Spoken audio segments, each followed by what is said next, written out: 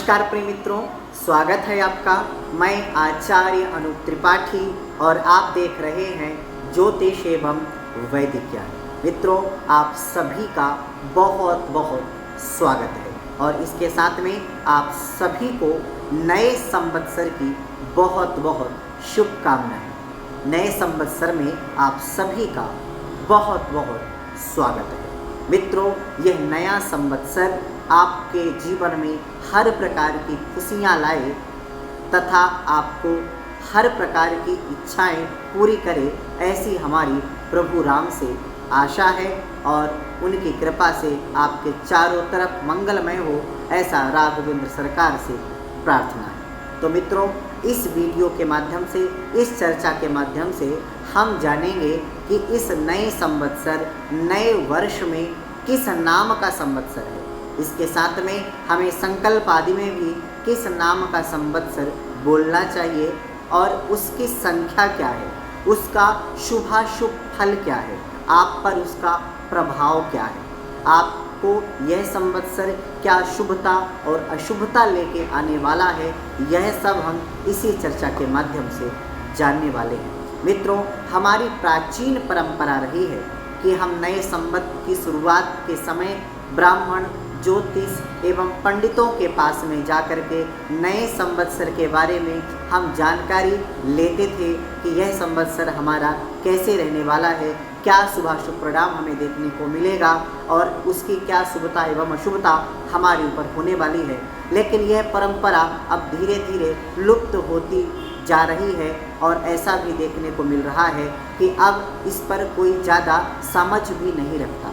तो मित्रों, आज हम उसी प्राचीन परंपरा को निभाने के लिए आपके सामने उपस्थित हुए हैं, संवत्सर से संबंधित संपूर्ण जानकारी लेकर के। क्योंकि हमारा जो प्राचीन सनातन धर्म है और जो प्राचीन शास्त्र हैं, उसकी जो सूक्ष्मता है वह कितनी ज़्यादा बड़ी है और कितनी ज़्यादा सूक्ष्म है, यह बात आप इस बात से लगा सकते हैं कि आप देखिए कि जो पाश्चात्य देश है वो रात्रि के समय जब सब सो रहे होते हैं, उस समय 1 जनवरी को नए वर्ष की शुरुआत करते हैं, जिस समय मादकता, अश्लीलता एवं खान पान की समय सीमा को तोड़ करके ना जाने क्या क्या किया जाता है उस समय। लेकिन जो हमारा भारतीय संस्कृति रही है, भारतीय संस्कार रहे हैं, तो वो इस बात को हमेशा पुष्ट किया उन्होंने कि हम जो भी करें उसमें किसी प्रकार से किसी को ना तो बुद्धि, विवेक, संस्कृति, समाज और ना हमारे संस्कार बिगड़े, इसकी विशेषता और इसका वैशिष्ट कैसे प्रतिपादित किया जाए, कैसे सबको बचाया जाए, यह विशेष हमारे सनातन धर्म में देखने को मिला है और ये नए वर्ष में भी देखने को मिलता है। आप देखिए कि जब नया वर्ष शुरुआत होता है पाश्चात्य देशों का, तो हम कितनी धूम धड़ाके से नए वर्ष की शुरुआत करते हैं और ना जाने कितने कितने बुरे कर्मों में लिप्त हो जाते हैं। और आपको बताएं कि नाच गाने के अलावा हमें कुछ भी पता नहीं चलता। जब सुबह उठते हैं तो प्रकृति भी वैसे, संस्कार भी वैसे, लोग भी वैसे, व्यवहार भी ऐसे, जैसा था वैसा ही रहता है। लेकिन जब हमारे नए वर्ष का शुभारंभ होता है तो ऋतु बदल जाती है, महीना बदल जाता है, पक्ष बदल जाता है, तिथियां बदल जाती हैं, प्रकृति बदल जाता है, हमारे अंदर ये जो अनेक प्रकार के भाव हैं वो भी प्रकृति को देख करके बदलते रहते और बदल जाते हैं। हमारे चारों तरफ वातावरण बदलता हुआ हमें दिखाई देता है जब भारतीय नया वर्ष लग जाता है।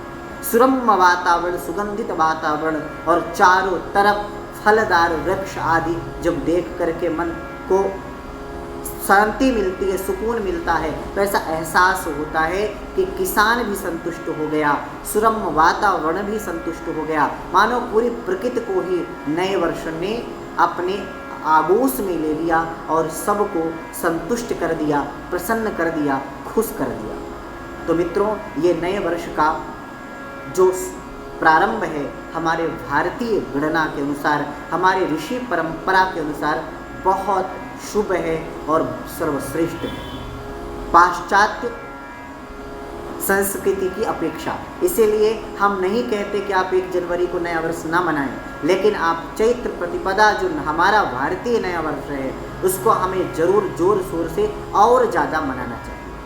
हमारी जो भारतीय परंपरा है ना कितनी सूक्ष्म है, आप इसकी एक थोड़ी मिसाल देता हूँ मैं, उसको समझिए कि आप 1 सेकंड के कितने टुकड़े कर सकते हैं। आपको पता है आप 1 सेकंड के 60 टुकड़े, उसके 60 टुकड़े, बहुत ज़्यादा 1000 टुकड़े कर सकते हैं। लेकिन आपको पता है 1 सेकंड के 32,400 टुकड़े किए जा सकते हैं, उसको एक तत्परस कहते हैं।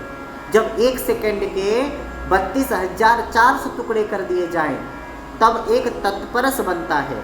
और इसके साथ में और सूक्ष्मता की बात करें तो आपको बताऊं कि 32,40,000 बार जब 1 सेकंड के टुकड़े करें तो वो उसको त्रुटि कहते हैं। ये सूक्ष्मता है हमारी, एक सूक्ष्मता जो त्रुटि से शुरू होती है। एक त्रुटि में ये समझ लीजिए 1 सेकंड का 32,40,000 बार जब त्रुटि हो जाती है तो फिर 1 सेकंड बन रहा है। कितना सूक्ष्म है और स्थूल कितना है उसकी भी आप देख लीजिए। तो 1 सेकंड में आपने देख लिया कि त्रुटि और तत्परस कितने होते हैं। लेकिन अब हम बताते हैं कि 1 मिनट में 60 सेकंड होते हैं और 60 मिनट का 1 घंटा होता है। ऐसे 24 घंटे का 1 दिन होता है और ऐसे 365 दिन का 1 वर्ष होता है। ऐसे जब 4,32,000 वर्ष बीत जाते हैं तो कलयुग समाप्त हो जाता है। ऐसे उससे इतना ही द्वापर है, इतना ही त्रेता है और इतना ही सतयुग है। चारों को मिला दिया जाए तो 43,20,000 की एक चतुर्युगी है। और ऐसे जब 71 चतुर्युगी बीत जाती हैं तो 1 मनमंत्र होता है और मनमंत्र भी 14 हैं। और जब 14 मनमंत्र बीत जाते हैं तब ब्रह्मा का 1 कल्प भी होता है। और 1 कल्प मतलब ब्रह्मा का दिन और उतना ही समय ब्रह्मा की रात, मतलब 1 दिन और 1 रात इतना होता है। ऐसे ब्रह्मा की जो आयु है वो 31 नील 10 खरब 40 अरब है। ब्रह्मा की आयु 31 नील 10 खरब 40 अरब। बड़े बड़े कैलकुलेटर भी फेल हो जाते हैं गणना में। और अभी जो बीता है वो 1 अरब 95 करोड़ 58,85,124 वर्ष ही मात्र व्यतीत हैं। और इस चीज़ को अगर समझना हो तो आज आप गूगल पे डालिए तो यही गणना आएगी। क्यों? क्योंकि आज का आधुनिक विज्ञान भी हमारी भारतीय काल गणना को मानने लगा है, समझने लगा है। और ये गणना आज की नहीं है, हमारे प्राचीन शास्त्रों में पहले से दर्ज है, लिखी हुई है। तो सूक्ष्म से सूक्ष्म, जिससे ज़्यादा सूक्ष्म कभी जा ही नहीं सकते, और स्थूल से स्थूल ब्रह्मा की आयु भी बता दे ऐसा स्थूल, यह हमारी भारत की भारतीय सनातनीय ऋषि परंपरा की कालगणना है। तो इसलिए हमें गर्व करना चाहिए अपनी ऋषि परंपरा, अपने सनातन धर्म और अपने भारतीयता पर। तो मित्रों, अब आज हम आपको बताने वाले हैं कि असल में यह जो संवत्सर है 1 वर्ष का होता है और ये वर्ष कितने कितने होते हैं ये हमने आपको समझा दिए। किसकी काल गणना, कलयुग, द्वापर, त्रेता आदि कितने कितने वर्ष के होते हैं ये भी हमने आपको समझा दिया। अब आपको समझाते हैं कि यह कलयुग कितना बीता।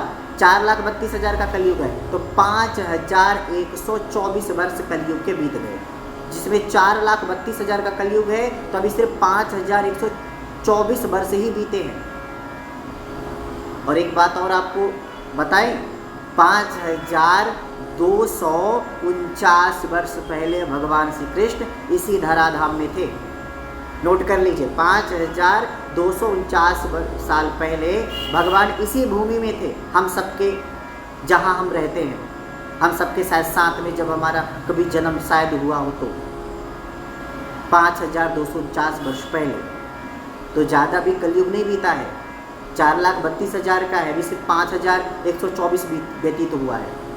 तो मित्रों अब हम आपको बताते हैं कि हमारा जो ये संवत्सर है ये कौन सा है, तो 2080, शाका है 1945, और जो ये संवत्सर का नाम है तो वो है पिंगल, और इसके साथ में इसका राजा है बुध, मंत्री है शुक्र, शशेष है रवि, वही सूर्य, और धनेश भी है सूर्य, रसेश है बुध, धान्येश है शनि, मेघेश है गुरु और फलेश है गुरु। और इन्हीं के अनुसार हम इसको समझते हैं कि हमारे ऊपर क्या शुभाशुभ होगा। तो राजा बुध है तो मंगलकार, दया दान की बढ़ोतरी, धर्म की वृद्धि, रोजगार में वृद्धि बढ़ोतरी और आय वृद्धि होगी, यह राजा बुध होने के कारण। इसके साथ मंत्री शुक्र है तो छोटे जीव जंतु से भय बना रहेगा, वर्षा अधिक होगी, प्राकृतिक प्रकोप भी देखने को मिलेगा एवं सामाजिक उपद्रव भी होंगे। सशेष रवि है तो नशा बढ़ेगा, चोर आदि का भय बढ़ेगा, षड्यंत्र होते रहेंगे, बाढ़, तनाव आदि अस्थिरता समाज में देखने को मिलेगी। जो धनेश सूर्य है तो व्यापारी वर्गों को मुनाफा रहेगा, जो बड़े व्यापार करते हैं उनके लिए बहुत अच्छा रहने वाला है, लेकिन सबके लिए मानसिक अशांति भी देखने को मिलेगी। रसेश जो है वो बुध है, इसलिए प्रजा में संतुष्टि रहेगी, गले के रोग बढ़ेंगे, द्रवीभूत व्यापार में विशेष वृद्धि देखने को मिलेगी। इसके साथ में पारिवारिक तनाव भी इसके कारण बढ़ सकते हैं। मित्रों धानेश जो है वो शनि है, धन की कमी या बड़े मुश्किल से जो ऋण आदि कर्जा लेकर के काम करते हैं उनके लिए परेशानी, और बाढ़ तूफान आदि में भी समस्या आपको देखने को मिल सकती है। खेती में थोड़ा बहुत नुकसान की भी संभावना बनी हुई है। मेघेश गुरु है इसलिए अतिवृष्टि, इस वर्ष बारिश बहुत अच्छी होने वाली है। धर्म कार्य में अच्छा, धर्म कार्य में प्रगति उन्नति देखने को मिलेगी, सुरम्य वातावरण रहेगा, लोगों में विशेष प्रेम स्नेह देखने को मिलेगा। इसके साथ में फलेश जो गुरु है उसमें शुभ फलों में बढ़ोतरी होगी, अच्छे अच्छे शुभ मांगलिक कार्य देखने को मिलेंगे, धर्म कार्य में बढ़ोतरी भी देखने को मिलेगी। जो पिंगल नाम का संवत्सर है उसका जो शुभाशुभ फल है वह यह है कि प्रजा में परस्पर विरोध रहेगा, भयक्रांत और तनाव देखने को मिलेगा। जो पाश्चात्य देश हैं उसमें भी तनाव देखने को मिलेगा, कहीं युद्ध की भी आशंका संभव है, व्यापार में भी उन्नति रहेगी। और जो मेघ है वह द्रोण के रहेंगे तो द्रोणे वर्षति सर्वदा। इसके साथ में जो रोहिणी समुद्र तट है, समुद्र तट के बाद है तो तटे वृष्टि सुमनोहरा, सुशोभना, मतलब जब तट पर वास होता है रोहिणी का तो अच्छी वृष्टि होती है। और रजत घर में है तो सीधी बात यह है कि उसमें भी वृष्टि देखने को मिलेगी, मतलब इस बार बारिश बहुत अच्छी होने वाली है। अगर एक बात नहीं समझें तो ये समझें इससे धनदान में बढ़ोतरी रहेगी, कई बार अतिवृष्टि अनावृष्टि के कारण भी परेशानी आपको देखने को मिल सकती है। अगर आप कोई भी काम में शुभता चाहते हैं तो निश्चित रूप से आपको इस नए संवत्सर की शुरुआत में ही संवत्सर का पूजन करना चाहिए। बड़े भाव से आपको चैत्र शुक्ल प्रतिपदा को स्नान करके आपको जरूर गौरी गणेश के पूजन के साथ ही शुरुआत करनी चाहिए। और विशेष रूप से आपको अपने घर में संवत्सर का पूजन के निमित्त अपने कुल का जो कुल के देवता हैं उनका भी पूजन आपको करना चाहिए। इसके साथ में 9 ग्रहों की शांति भी आपको अपने घर में करनी चाहिए। तो मित्रों इस प्रकार से हमने आपको नए संवत्सर के बारे में बताया। अगर आप चाहते हैं तो आपकी राशि के अनुसार इस संवत्सर में क्या शुभाशुभ फल देखने को मिलेगा, वैसे भी हम अगले वीडियो में आपको इसके बारे में जानकारी देंगे और आपको बताएंगे कि नया वर्ष आपकी राशि के अनुसार क्या शुभाशुभ फल लेकर के आया है। तो अभी के लिए बस इतना ही, आगे फिर उपस्थित होंगे आपके सामने एक नई जानकारी के साथ। और हाँ, अगर आपने अभी हमारा चैनल सब्सक्राइब नहीं किया है तो आप इसको सब्सक्राइब जरूर करें। अगर आपको जानकारी अच्छी लगी हो तो आप इसको शेयर और लाइक जरूर करें। तो अभी के लिए बस इतना ही, आगे फिर उपस्थित होंगे आपके सामने एक नई जानकारी के साथ। तब तक के लिए नमस्कार।